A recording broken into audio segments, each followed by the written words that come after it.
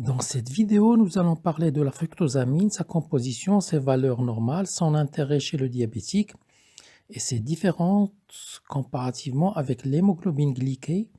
Pour comprendre plus facilement, je vous invite à voir ou à revoir les deux vidéos sur l'hémoglobine glyquée. La fructosamine est un test sanguin qui permet d'évaluer l'efficacité du traitement en cas de diabète, en particulier lorsque des changements récents sont apportés au protocole de traitement, soit dans les médicaments utilisés, soit dans l'alimentation ou l'activité physique.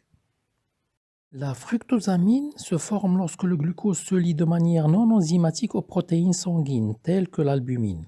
Elle est également connue sous le nom de glycémie protéique ou de protéine glyquée. L'albumine glyquée représente 80% de la fructosamine. Les protéines sanguines ont une demi-vie d'environ 14 à 21 jours, donc les valeurs mesurées de la fructosamine reflètent la glycémie moyenne au cours des 2 à 3 dernières semaines avant le prélèvement.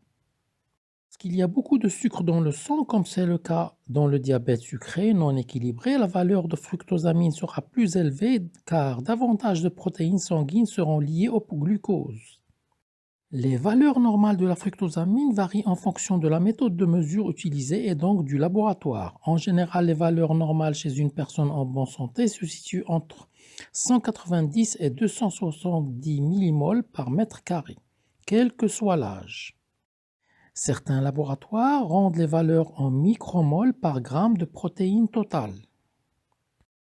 Des formules existent pour convertir les résultats de l'hémoglobine glyquée en fructosamine ou l'inverse de la fructosamine en hémoglobine glyquée.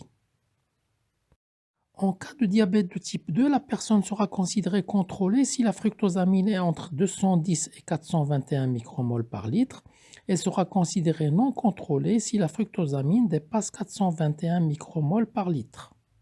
La fructosamine et l'hémoglobine glyquée sont toutes deux des marqueurs de la glycémie moyenne, mais elles diffèrent sur plusieurs aspects. La fructosamine reflète la glycémie moyenne au cours des 2 à 3 semaines précédentes, tandis que l'hémoglobine glyquée représente la glycémie moyenne au cours des 2 à 3 mois précédents. Car la demi-vie des protéines est de 2 à 3 semaines et la durée de vie des globules rouges est d'environ 120 jours. Donc la fructosamine est un marqueur de la glycémie à moyen terme et l'hémoglobine glyquée est un marqueur de la glycémie à long terme. La fructosamine est plus sensible aux changements glycémiques à court terme que l'hémoglobine glyquée. Cependant, elle n'a pas gagné autant de popularité que l'hémoglobine glyquée pour la surveillance du contrôle du diabète sucré. L'hémoglobine glyquée est plus largement utilisée. La fructosamine est utile pour surveiller le contrôle de la glycémie chez les patients diabétiques, en particulier lorsque l'hémoglobine glyquée n'est pas fiable. Nous avons vu cela dans la vidéo 2. C'est le cas des hémorragies, c'est-à-dire de perte de sang, de l'anémie hémolytique et des hémoglobinopathies, telles l'anémie falciforme ou les variants de l'hémoglobine. Car la fructosamine sera plus précise. La deuxième situation est lorsque votre médecin souhaite évaluer les changements à court terme du contrôle glycémique et donc veut garder un œil plus attentif sur votre taux de sucre dans le sang parce qu'il a procédé à des changements importants des médicaments ou de l'insuline ou juste après une maladie aiguë et souhaite ne pas attendre des mois pour mesurer l'hémoglobine glyquée. La troisième situation est la surveillance de la femme diabétique enceinte ou présentant un diabète gestationnel. Les taux de fructosamine seront réalisés périodiquement car les changements peuvent se produire très rapidement pendant la grossesse. Un taux élevé de fructosamine peut signifier que votre glycémie n'a pas été correctement gérée. Si la valeur a diminué par rapport au taux avant, cela pourrait signifier que votre taux de glycémie sanguin est sous contrôle ou que les interventions pour contrôler votre taux de glucose sont efficaces.